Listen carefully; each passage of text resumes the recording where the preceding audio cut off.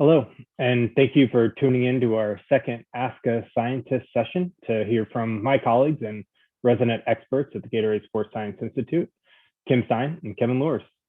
This evening, they're going to discuss best practices for sharing science effectively. My name is Eric Fries, and I'm a principal scientist at the Gatorade Sports Science Institute. I'm going to be moderating today's session. I've been with GSSI for coming up on 4 years now. I lead our satellite research facility located in Frisco, Texas, where my team focuses on researching and delivering personalized sports science and sports nutrition services to athletes, ranging from supporting elite organizations to democratizing those services through our digital GX ecosystem. And since no one really came to today's session to listen to me talk, let's have Kim and Kevin introduce themselves. Let's start with you, Kim, and then when you're done, we'll hand it over to Kevin. All right. Thanks, Eric. Hi, everyone. Thanks for joining us tonight. My name is Kim Stein. I am a colleague of Eric and Kevin's, of course, at the Gatorade Sports Science Institute. I've worked here for just over 14 years and spent time in academics before taking this role. And during my time at GSSI, I started in the research labs, but quickly found a passion for our education work. And the majority of our time here, I've spent leading our education programs and a good chunk of it also our athlete testing program. So everything taking what we know about science from our labs and from the literature and translating it to help people really use that science. And most recently, I've taken on a new role that we call sports science applications. So even more translation of the science we know with athletes to other populations. So I'm really excited about this topic. I'm passionate about it, and I'm looking forward to speaking with you all tonight and bantering with Kevin. Thanks, Kim, and thanks, Eric. Hey, everybody. My name is Kevin Luhrs, and I'm an associate principal scientist at the Gatorade Sports Science Institute. I've been with them for about 2.5 years now. It's gone by really, really fast. And my primary responsibility is leading our U.S. service program or testing program. And a little bit more about me is that I was born and raised in Omaha, Nebraska. I went to the University of Nebraska and studied nutrition science and dietetics. I was also a student athlete. And as I was a student athlete, I also volunteered for the sports nutrition department. And after I graduated from the university and did my dietetic internship, took the exam, and I became a registered dietitian nutritionist. And then shortly after that, I went back to the University of Nebraska, and I volunteered in their sports nutrition department again as an RD. And the Tampa Bay Buccaneers came calling and needed a full-time dietitian, so I ended up landing that job in 2010 and was there for 9 seasons before joining GSSI.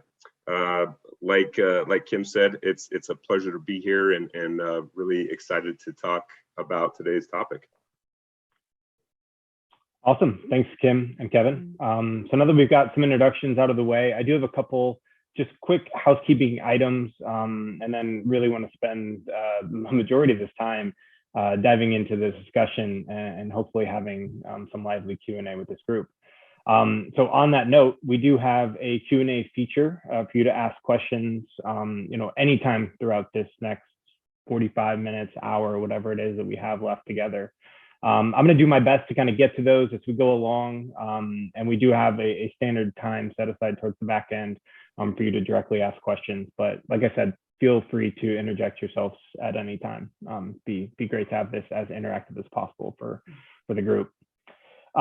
We do have a request that if you do post anything socially, be sure to tag at GP Partner and use the hashtag GSSI if you do so. So with that being said, let's go ahead and jump into the discussion. I'm going to kick this off, and this is probably for both of you, Kim and Kevin, but I'll start it with you, Kevin. What do you feel are kind of the best steps to introduce science into a conversation effectively? Yeah, that's a great question. I think, first of all, you have to start very simple. So you may not even really introduce science into the conversation. Instead, you may just be talking about their daily habits with regards to nutrition specifically. And so, it's very, very important to start small and then grow from there. So being very, very, very simple with any topic is key. I think, like I was saying before, from a nutrition standpoint, I think you really, as you're talking to them, you really have to get good at seeing where they're at in their education with regards to nutrition, which is my expertise. And you get better at that the more and more that you do this. And so the key thing there is to really get a full understanding where they're at, and then being one step ahead of them. All right. If you're 2 steps, 3 steps, 4 steps, so on and so forth, it's just going to go over their head. So introducing science right away may be 2 steps too much. All right. So you got to take it back a little bit. But once you start to engage them a little bit more, you start those conversations, and you're able to kind of educate from a simplistic standpoint, then you can start introducing the science later on.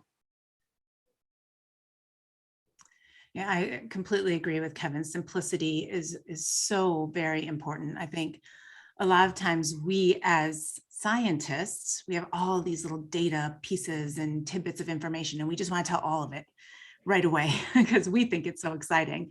But when you're starting to introduce into a conversation, you can't go so in depth, you're going to lose people. But I think even a step back from that, when you're having a conversation with someone and you're introducing science, regardless of the area, whether it's nutrition, whether it's climate change, there's so many scientific topics in kind of our media right now, and they're very polarizing.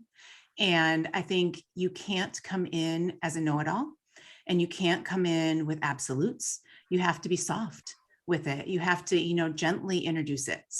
Just bring in some really interesting facts. Talk about how science evolves over time and how that's kind of the cool thing about it, right? Is that we keep learning more and more. And I think if you come at it and help people have an open mind to what you're talking about and not be hard and fast that this is what the science says and this is what I believe, I think then you get people to start listening to you, and then you can start bringing in more and more facts as the conversation might evolve. Yeah, I think those are some really good points. It's almost like you have to go into the conversation just as inquisitive as maybe that individual is coming into the conversation with you. So not to tee that up a little bit, but that kind of gets me into another question I have for you guys, in that really what are some of the major barriers, whether that's knowledge or communication style or polarizing beliefs. So what are those barriers that maybe you guys have ran into when you're trying to share science with individuals? Yeah, it's a really good question too. So I would say a big barrier is there's a lot of misinformation out there.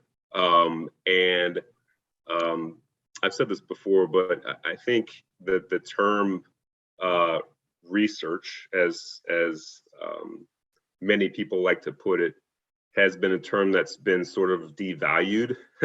And I guess the last 10 to 20 years, since a lot of people's research is done using a certain search engine that I won't mention, but and so a lot of the information that they're getting are coming from sites, websites that aren't backed by science. All right, and there's a lot of bro science and a lot of popular myths, specifically to nutrition. There's a lot of extreme ways of dieting, and you'll see, if you go to a grocery store, you'll see on the magazines how to lose 20 pounds in a matter of a day. It's like, what are we doing?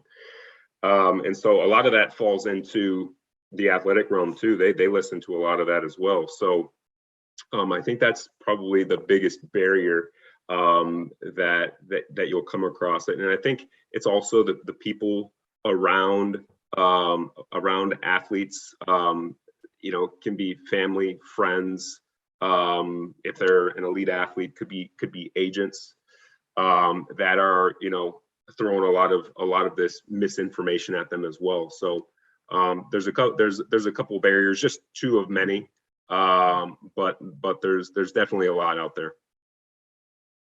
Yeah, and I think another barrier to add to that is kind of what I already mentioned, the evolving nature of science. I think non-scientists often expect science to be black and white and to give them answers on one side or the other. And we know that's not the case, right? We know that it's an evolution of knowledge. And, I think about my parents, my dad grumbling that, yesterday eggs were terrible for me and today eggs are good for me. And I just don't know what to eat anymore. So I'm just going to eat whatever I want. I think that the way it evolves and then it doesn't get reported out very well, right? So when the science does evolve, what people see is just the newest headline. Today eggs are good for me. Right. And they don't get a lot of that context and they don't see the evolution of the data. And so if we could do a better job explaining why advice has changed and where that's come from, rather than just sensationalizing with headlines, we would get a lot further. But scientists aren't always great at communicating the details in a way people can understand, and the popular media isn't always great at giving those backgrounds. So we get caught in between. And I just want to add to that.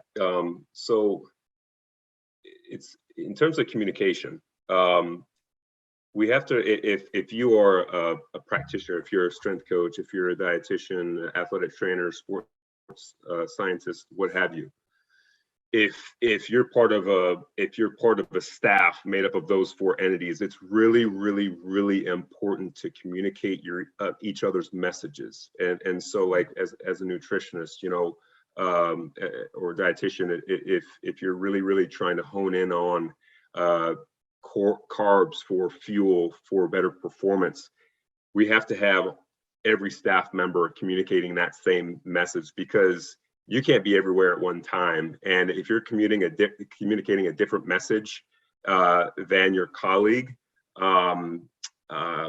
then that's where it becomes a disservice to the athlete, right? Or even a client. Well, he said this, but you're saying this. It's a tug of war that you don't want to get into, because that rope will snap, and that rope is the athlete, right? And we definitely, we don't want to confuse anybody. There's already a lot of confusion out there that you as a staff need to get on the same page. You need to educate each other. Maybe if you don't even agree with the messaging. I had a coach that early on, when I was with the Bucks, he said, you may not agree the way that I coach, but coach it like it's your own. And I think that's kind of the same thing, that you may not agree with it, but it would be a disservice to the athlete if you communicated something different than what the expert is actually saying, because now they don't trust either of you, and now they're going to go out and they're going to seek their own gurus, and that's definitely not what we want. Yeah, I think those are some absolutely great points. And I think it's interesting that there's so much, when we're specifically talking about nutrition and sports nutrition and sports hydration, there's a lot of nuance that goes into this. And unfortunately, nuance doesn't sell headlines and, maybe not make the media dollars, kin to your point. So we do have a question from somebody in the audience. Great. And I think this ties in directly into what you guys were just talking about. There's so much information out there. Some of it's very polarizing. And do you guys have any tips or suggestions on how people can know which sources are good, which sources are bad? And how do you kind of dig a little bit deeper to understand, which side to really fall on? Yeah, I can jump in. It's hard, especially in the social media world that we live in. And, anybody can put anything in their profile, and it's difficult. It's very difficult. So some pieces of advice I would have, some things I look for if, I see information popping up from a person I don't know, and I want to know more about their background, is I will look to see if they've given presentations at professional conferences, even if they're not a researcher, right? So if they are maybe tweeting about science and their PhD, I'll look maybe at professional conferences and their publications. If it's in the practitioner realm, maybe looking to see if they've given presentations at some of the more clinical conferences, because then they're presenting their science and they're presenting their ideas and they're getting feedback from peers. So that gives an indication that they might be somebody to pay more attention to. Look for their interactions with other people. If and specifically in the social media realm, you can pick up a lot, right? From the way people react to them or how they react back to other people, and you kind of use your best judgment. And then go by sources that you know already, right? Like if it's some obscure news journal that you've never heard of, maybe confirm it somewhere else, because if it's a big enough news story that it's going to be with them, it's probably going to be somewhere else too. So doing your homework and looking for information in multiple sources can help you know if the original source was giving you the right idea or not. So those are just a couple of ideas, but you've got to take the time to do some extra digging and look in places where good science lives. So, use Google Scholar, use PubMed, use professional society pages to look for the people or organizations that you're taking information from. Yeah, and I would say also, it's like Kim said, it's very tough. If you are consulting with an athlete or a client or what have you, I always like to create my own sources, my own education material, and not only that, but make those materials very visual. And so one thing that I did early on was create my own grocery shopping list, and it was something I actually got in trouble at the grocery store for taking pictures of all of the inventory, but I tried to kind of do it quietly and secretly, but I took pictures of all of the items that I deemed healthy versus not as healthy, and so on and so forth. But what are the best items to purchase at the grocery store in certain categories? And so I think that helps kind of elevate you as a practitioner, as the expert, and kind of put your own spin on it. And your athletes, your clients better than anyone. And so how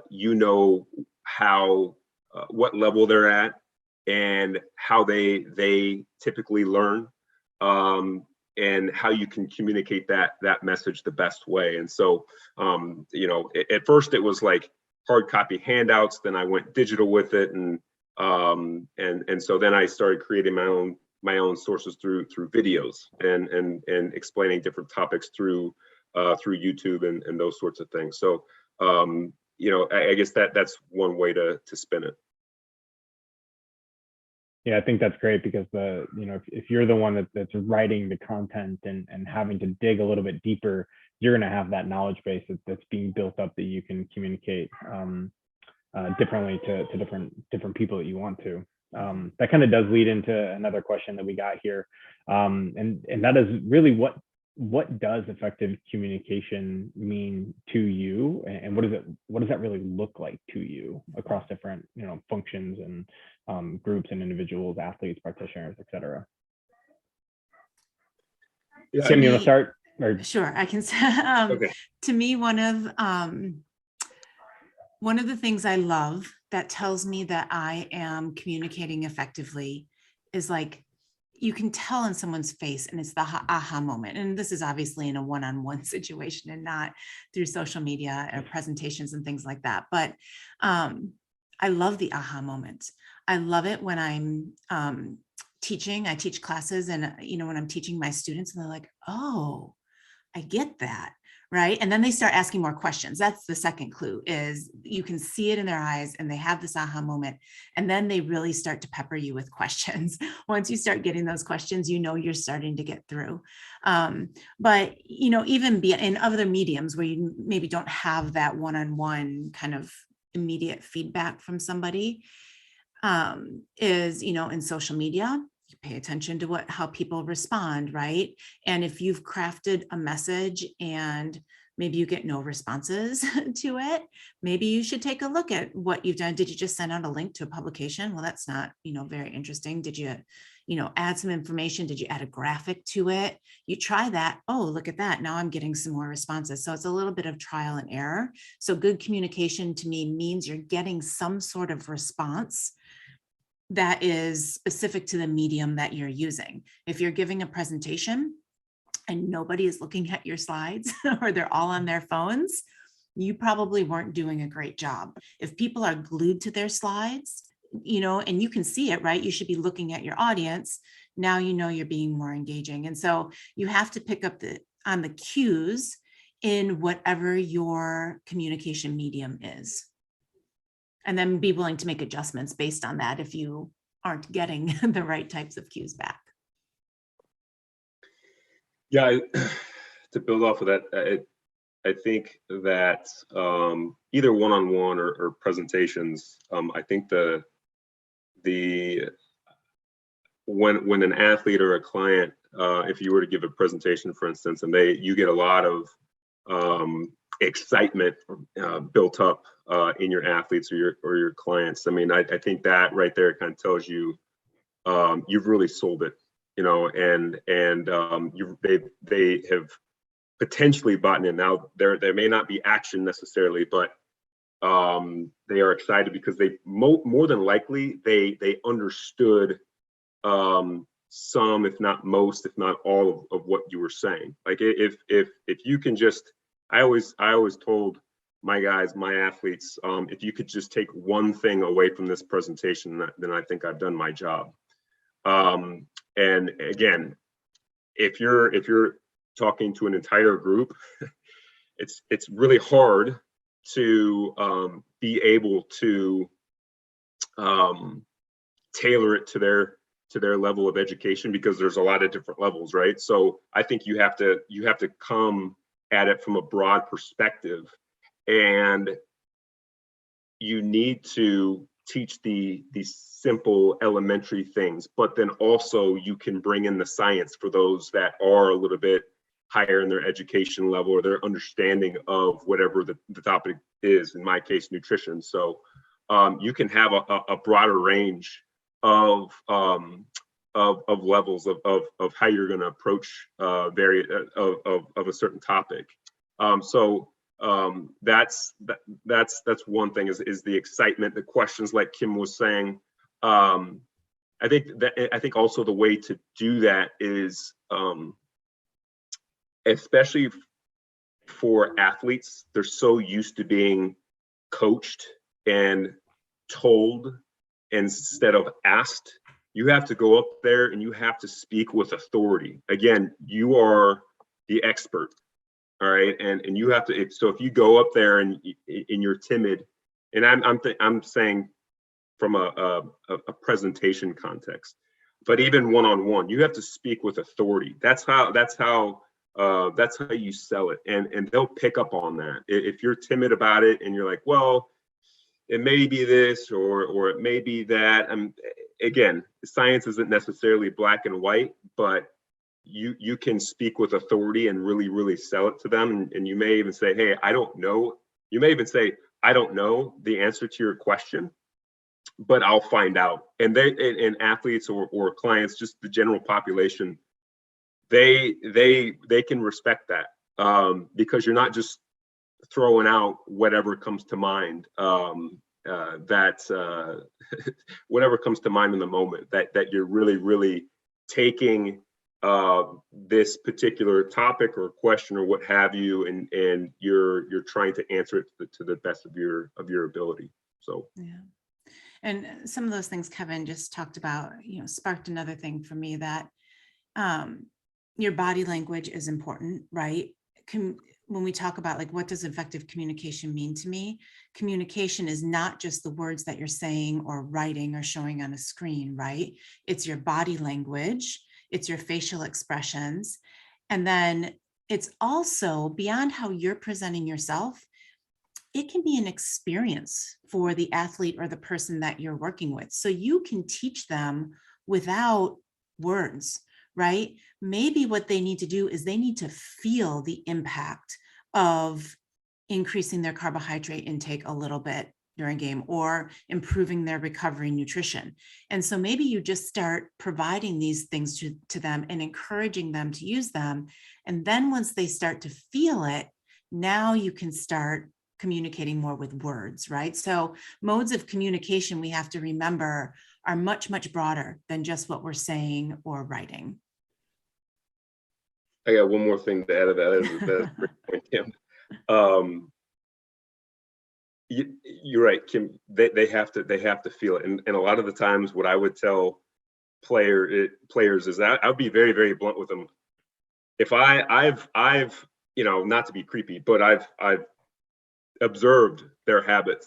I would have been at the training table every single day, sometimes for 5 or 6 months straight. So at one time or the other, I'm going to see your habits. I'm going to see what you put in your body, and or even when you're out on the field, I'm going to see that you hydrate well or that you don't hydrate well. And to those guys or to those athletes, I would always say, you feel like crap and you don't even know it. So, and I would be very blunt about it. And if you were to take what I'm telling you and apply it, a couple things, then it can really, really change the way that you feel. Again, to Kim's point. And you might not even really know that you're feeling any better until you go back to what you were doing before. Right. And so that's kind of, I think that's a great point, in that you need to appeal the way that they feel. And I think that is, it's very subjective, but then that's when you can start to even include the science into it and be more objective about it. And look how excited Kevin got about that. I must have communicated that really well too. Yeah. I think what's great about this is both of you guys really highlighted the impact that being able to deliver kind of personalized communication styles to individuals. And I don't mean that in the sense that it has to be one-to-one, because personalized can still be one to masses, as long as the masses are still somewhat similar. But I think that goes well with a lot of the conversation we've kind of already had here. I've got a couple of questions from the audience here I'm going to dive into, and they all kind of build on this exact thing. So somebody excited somebody, so it's a positive. Yes. So when you're giving a presentation to a team of players, what are your thoughts on educating information on, example, like why nutrition matters versus the application of it, how they actually go out and execute the information that you're delivering to them? How do you balance those two, or are they even balanceable? I guess, Kevin, we'll start with you on that one. Yeah. So it's communicating. Yeah, it's not only communicating the what, but it's also communicating the why. And so a lot of times, athletes, they want the quick fix. They hey, Kev, what should I eat? Hey, Kev, can you give me a meal plan? And I understand that, like going back into, when I played in college. That's what I wanted, and so I always kind of went back to like, okay, when I was an athlete, what did I want, and did I necessarily care about the why? Maybe not, but I just wanted what was best for me at that time very quickly. And so I think, from a presentation standpoint, you can communicate both. Hey, this is the what, and this is why. And you can communicate the why with that. If you choose to, you can communicate the science to them. And I've done a lot of different ways of communicating the science, but like I would even show a graph of some sort and really hone in on okay, this is a graph. Don't, go cross-eyed looking at it, but this is what I want you to look at. And this is the difference between not, let's just keep it general, not having good nutrition versus having good nutrition. And whatever the outcome is I would fully explain that. So I wouldn't hesitate to use very like scientific graphs. It's just a matter of, okay, I'm not trying to over science it here, but I will explain it very, very quickly. This is what this means. All right. And that's how you start to get them into feeding into the science and looking at, incorporating what research actually looks like, peer-reviewed research, and it may appeal to some and may be boring to others, but I wouldn't hesitate in along with the what, including a little bit of the why, and even going above that, including the science and particularly more objective measurements of the why. Yeah, and similar to that, I think, athletes care about the application and they care about their performance and feeling good. And so you need to start there. And that should be your focus. That doesn't mean the why isn't important, but you gotta hook them in, right? So you gotta get them where they want to be. Like, I remember early in my career, it makes sense to us, right? That we explain the science and we explain the why first, and then you talk about how to apply it, right? That's kind of our logical mind. But you flip those around. Like I get so much better feedback on my presentations to athletes since I started flipping those around, right? You get the application first. You talk about how it's going to help them or not even how it's going to, you talk about this will help you on the field, right? And you be specific with the application. And then you can, in between that, pepper in the why. And I think that for most athletes, captures them much better than trying to really explain to them why it's important. And then you'll have some that will come back to you and ask more about the why. And then those are the athletes you can go deeper in on. Yeah, that's great. I think that's fantastic. Still kind of in the same ballpark, kind of speaking,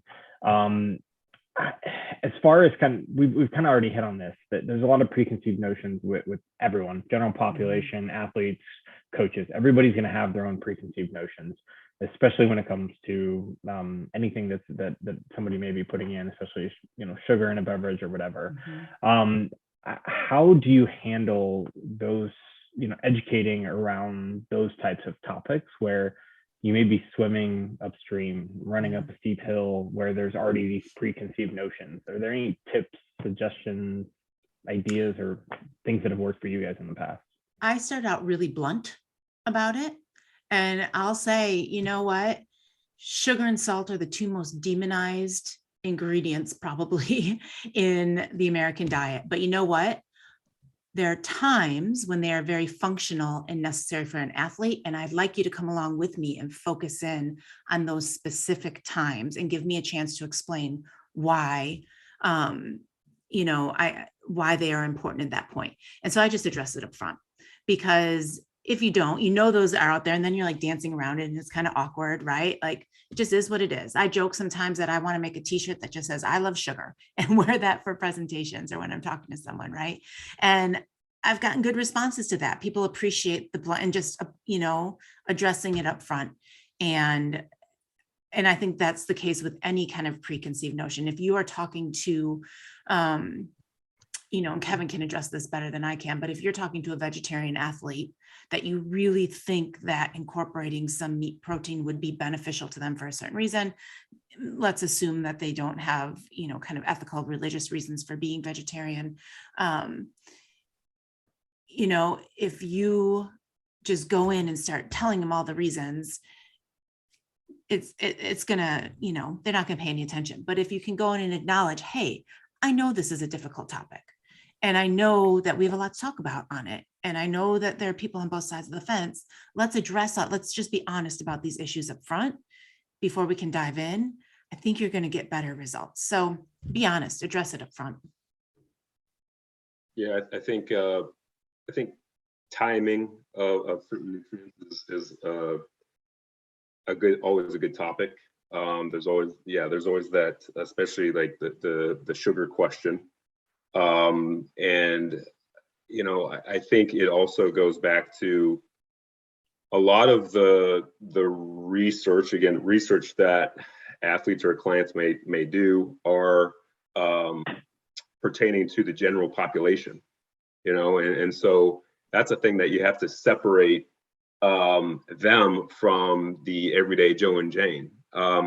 Especially the higher and higher up you get it as an athlete, from high school to college, maybe professional, Olympic, or what have you. You're not necessarily going to fall in the same bucket, you being an athlete versus a non-athlete. And so a lot of the questions and the topics are around, specific nutrients, could be around like, weight loss, weight gain, and with those topics, man, come a lot of different theories, and a lot of different ways to skin the cat. And so again, and that's for the general population. For athletes, the challenge is the fact that they have to perform well, they have to recover, and part of that recovery is fueling up for the next performance, whether it be training or competition. And it's not necessarily the same way for the general pop. They may have they may be going to the gym, they may have a rec league that they're a part of, but they're probably not training and competing at the same level and intensity and in extreme environments too that elite athletes are. So it's really, really important to really make that separation. Like, okay, was this audience or whatever article that you read on this, was this tailored towards the general pop or was it towards athletes? I think one other thing is that it's very important for you to come into a conversation where it's science-based. There are a lot of preconceived notions or beliefs that you have to be open-minded to and understand, like the people that you're talking with, where they're coming from, why they believe what they believe. Don't just automatically discredit their internet search and, you just got that off the internet, that, it's not a credible source. Listen to them, find out why, if it's a scenario where you can do that, try and understand their beliefs and why they have them first, instead of just diving in to try and convince them otherwise. I think there's some really good tidbits that can come out of that. It's fantastic. It's staying once again in kind of that same vein though. Obviously we've talked a little bit about how you communicate some of these different more difficult things to converse with preconceived notions, but those aren't the only things you're trying to communicate, especially in sports nutrition. A lot of times there's multiple pieces of information that you need to. So you're not just looking to go out there usually and just optimize one side of the coin. There's multiple different things. So in one setting, you could be trying to figure out how to communicate multiple different pieces of information in the sports nutrition world, whether it's tying into hydration, recovery, pre-exercise nutrition recommendations, etc. How do you ensure that you're communicating that effectively and really not overloading those athletes with too much information to the point that they can't get anything out of it and they just kind of throw it all out the door at the same time? Mm-hmm. Kim, you want to start with that one? Sure. I think the first thing that you do is you identify what is the most important. And that might be hard because we feel like all of those pieces are important, right? But you have to really, really take a solid look at what are all the different pieces of information you need to communicate, and what is not only the most important topic, but within each topic, what is the one key message? What's your elevator pitch on each topic? And that's really hard to do, right? Because again, we have all this information, we want to give all this information, but we have to remember, if we overkill it, and especially dividing it up amongst topics, they're going to retain nothing or, very little of it. So identify what's most important. Come up with your elevator pitches. What is the one thing you want them to take away? And then fill in some of the other details as you have the time to do it. Now, the ideal thing is start with the very most important and save all the rest for another time. We don't always have that luxury, right? Sometimes you get one session with a team and have at it, right? And this is kind of your one shot, and that depends on the level you're working at and many different factors. But if you do have the luxury to do more, start slow and then build over time. If you have that kind of one and done shot, be simple with it, with each individual message, and really think about what the take home message is in each one of those bucket areas. Yeah, I think if I guess what I would stem off of that is, if you have the luxury of maybe having multiple sessions, multiple presentations, or what have you, if you have a social media platform, if you have some sort of a communication platform, I end up having one with the Buccaneers that I would actually put videos up once a week, and it was just like short little 3-minute videos on a specific topic. Again, probably being a little bit more general at first and then diving into a little bit more of the details later on. And not only that, but like a specific topic for that week or even for that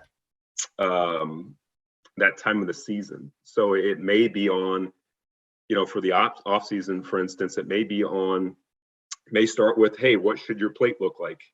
And be able to paint that picture of what you should include on your plate. That may be your first topic. And then it may be, okay, well, what should my plate look like if I need to lose a little fat? Not weight, but let's talk about fat specifically. Or what should my plate look like if I need to gain lean mass?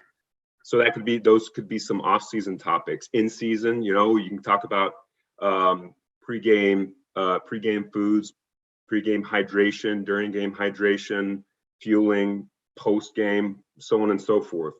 And so it's a thing that, like, if you have that platform, that's a huge luxury, and you can divide the topics up and organize them into depending upon the time of the season, all right, and the time of the year. That would really, again, apply to what they're doing now, and something that they could take and apply now. And so there's that, and I guess just to digress a little bit, whatever you communicate, whatever you're teaching, either build upon it or don't hesitate to repeat until you're blue in the face, because there's a lot of even whether you're a practitioner or you're a teacher. I mean, if you're a practitioner, you're a teacher, right? And so I think there's this, we often forget that just because we teach it one time doesn't mean that they'll remember it, right? Or especially if it's multiple things. So it's always good to just keep repeating and keep repeating and keep repeating. And it kind of goes back to my point too, with your staff, all right, with your colleagues. The more and more they hear it, the more and more they're likely to repeat it as well. And so never underestimate being repetitive, almost annoyingly. But it really creates that foundation and obviously it'll communicate your foundational messaging. Yeah, that's great. And I think, Kevin, you talked a little bit about your communication differences between practitioners and athletes there, or at least that educating those practitioners, maybe even within your own circle or more broadly, is also just as important as educating the athletes. And that kind of leads me into another question here. And, how do you adjust your communication methods between practitioner audiences and professional athletes? And I guess that could be at conferences or kind of internally within organizations, as I think those may also be slightly different too. So Kim, can you kick us off with that one? It's all about audience, right? You have to know your audience. Your athletes care about performance, and they're not going to care about a lot of details. Kevin mentioned this earlier, and so often, athletes will ask you flat, just tell me what I need to do. I've had professional athletes say, listen, I like to eat at Burger King. I don't know if I'm supposed to name certain restaurants. I like to eat at this certain restaurant. Can you just give me 5 things off the menu that I can order? I don't care about the education. They say that straight. I don't care about, I just need to know quickly what I want to do well. I just need you to tell me. Hopefully, I think athletes are starting to evolve. Maybe they're getting more education, and I think nutrition is becoming more part of the kind of athlete vernacular. And so I think there are more opportunities to educate them. But, I give that kind of extreme example because you know your audience, right? And you tailor your messages to your audience. So if it's an athlete, it's about, like we talked about before, the application, helping them know how to use the information.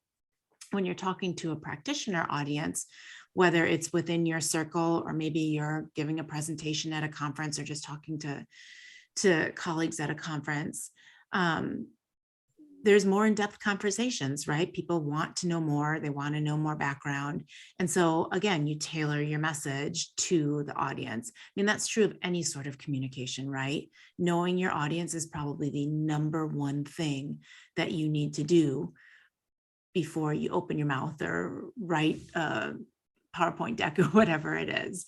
So know where you're at. And, I think Kevin, I'll leave it to him to give some more details, probably with communicating to your practitioner team and then directly with the athletes, because you have so much experience there, Kevin. Yeah, no, I think it comes down to, you're obviously going to use a lot more technical terminology with practitioner versus the athletes, but that doesn't mean that you still don't need to teach those technical terms to the athletes. Again, staying one step ahead of the athlete, but if you've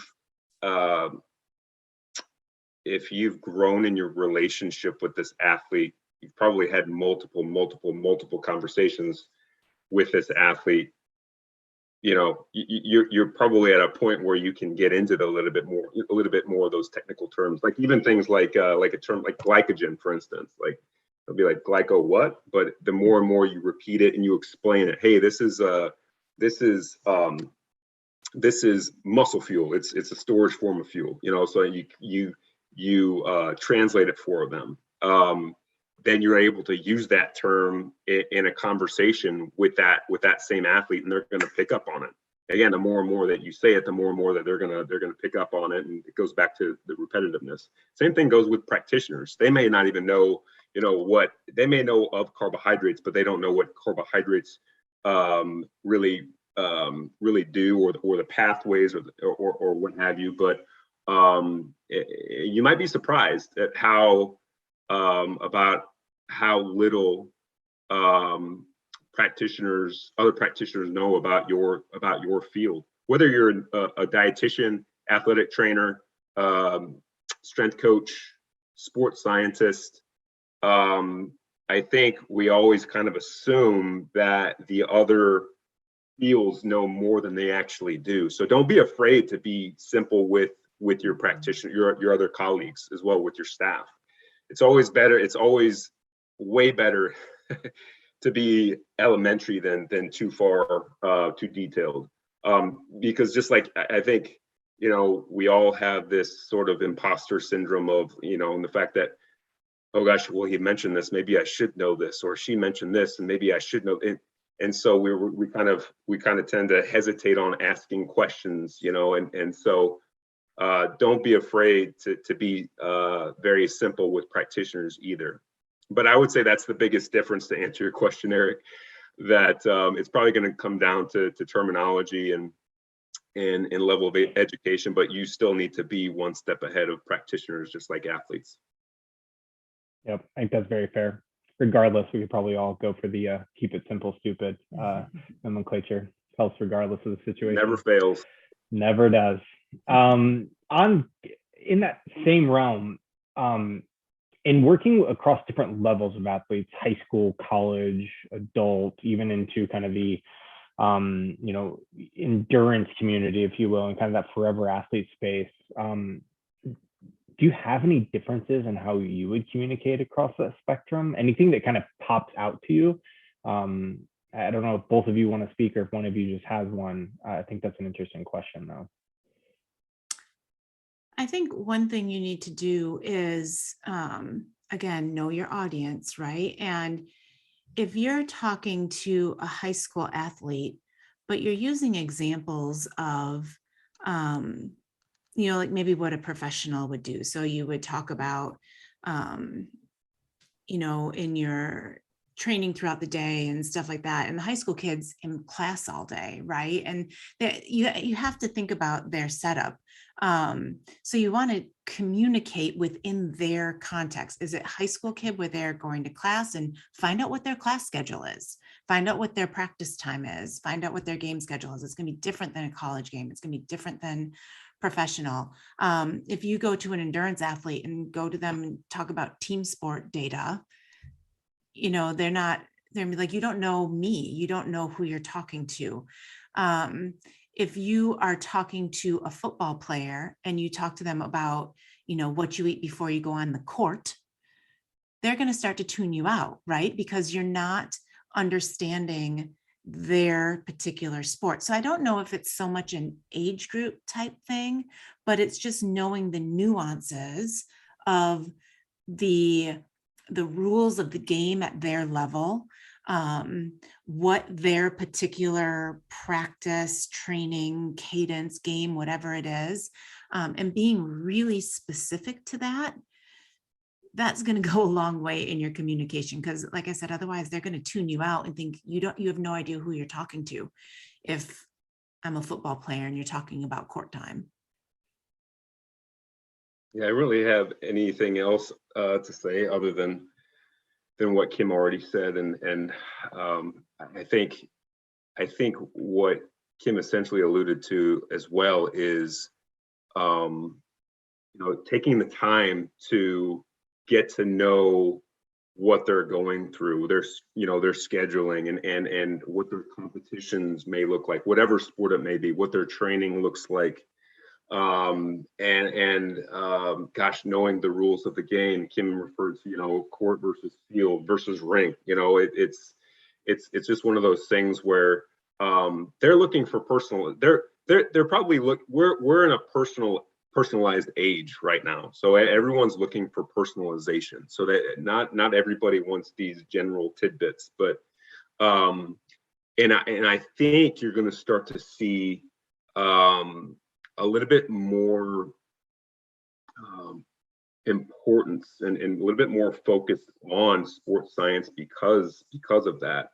I think, and I'll give an example too. When I first came on board in 2010 with the Bucks and I left in 2019, there was a world of difference between when I first started to when I left in terms of the education level, and specifically sports nutrition of these athletes. 2010, they were eating hot dogs and burgers and fries. I remember fried catfish Friday was a huge thing later on in the week during the season, and we evolved. Like the athlete that was coming in as a rookie had evolved. They knew I would say a lot more of the things that they needed to put in their body, and that's thanks to the the dietitians at those, I wouldn't call them lower levels necessarily, but at the different levels, collegiate and even maybe even high school. So the knowledge level of the athlete has evolved.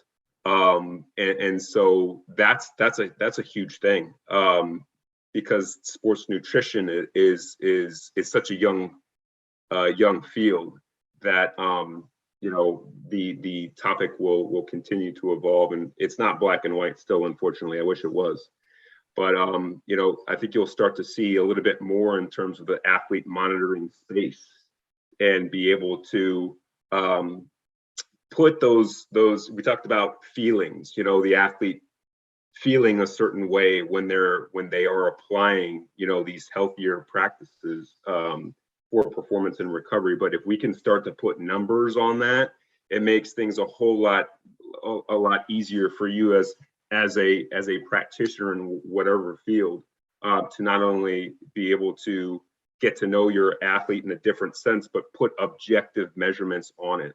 And again, it's not going to be perfect, but I think you're going to start to see that evolve, and it'll be a lot easier for you to be able to personalize nutrition or strength and conditioning programs or what have you for your athletes. Yeah, let me direct this follow-up question directly at you, Kevin.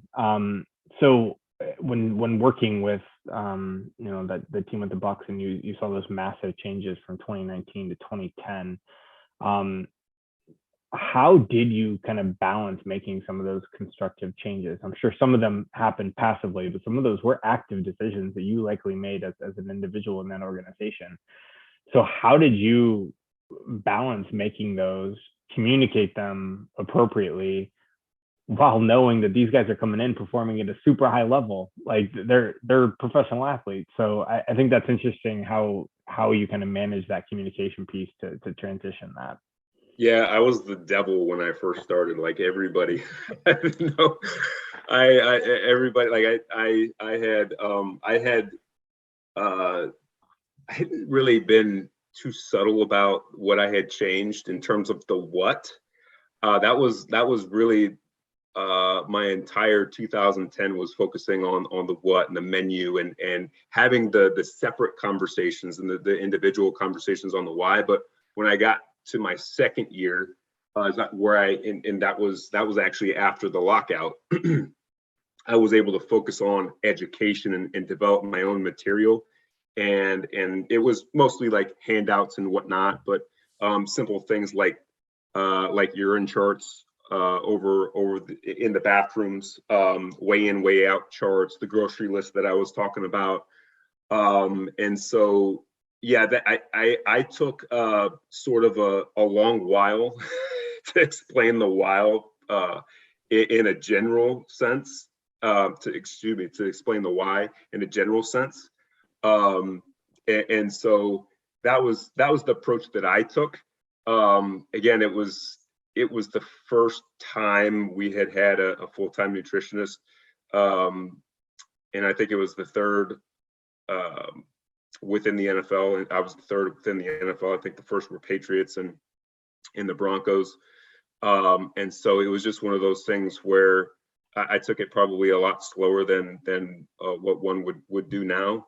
But that was just something that, you know, I really didn't have, you know, an idea of what exactly to do perfectly, but that's kind of the route that I took, is dealing with the what, and then focusing on the education pieces that next year. And then as the years went by, I was able to, with the rookies coming in and new players, I was able to do both simultaneously. So no, that's fair.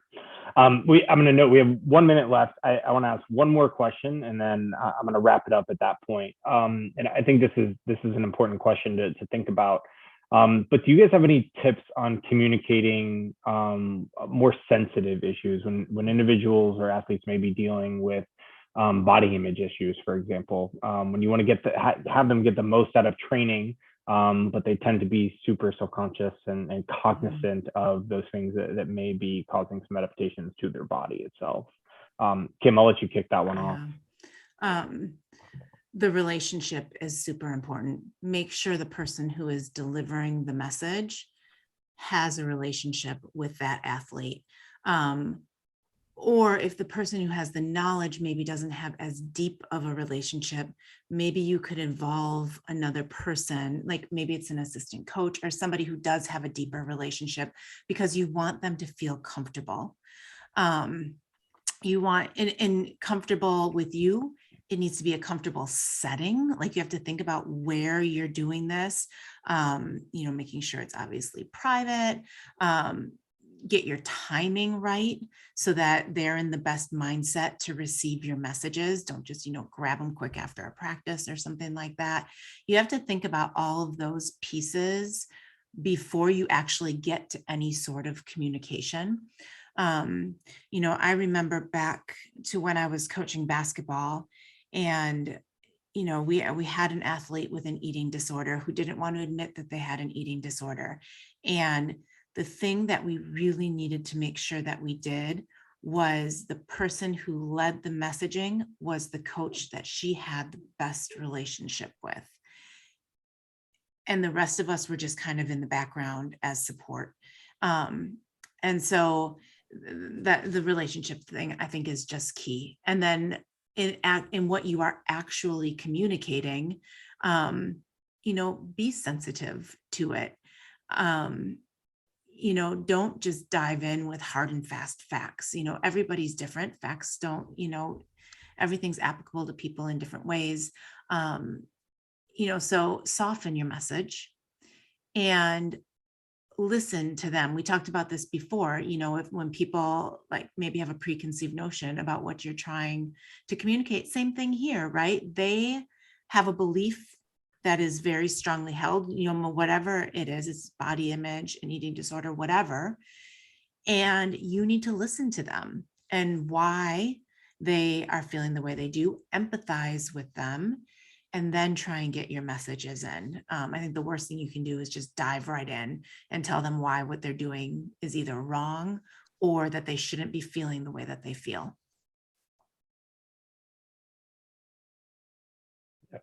Absolutely fair. Kevin, do you have any builds on that? I would just say that you have 2 ears and only one mouth for a reason. Like Kim was saying, just listen, create comfort, not only in the environment, but especially with the people. It may be just you and them, or it may be multiple people. But yeah, just creating that comfort with the athlete is going to be the most important in building that relationship. So relationships are in any environment is the most important. Yeah, you stole exactly what I was going to say there. I think the theme across that is probably how important relationships and trust are for any time you're trying to communicate science, regardless of what the situation is. So I will close it out now. I first just really want to thank Kim, Kevin, both of you for your time, your insights. Absolutely fantastic. I really appreciate it. And with that, I want to make sure that everybody has the insight to go ahead. And we talked a lot about science and effectively communicating, and do encourage you to visit both gpp.com and gssiweb.com. There's a lot of great science-backed resources. We have sports science exchange articles and a lot of opportunities to discover all the latest and greatest that the Gatorade has to offer. Really hope that you guys enjoyed today's session, and really look forward to all of our future Ask a Scientist chats. So on behalf of the Gatorade Sports Science Institute and Gatorade Performance Partner, thank you. And I hope everybody has a great night. Thanks, Thank you, everybody. Take care. Have a good night.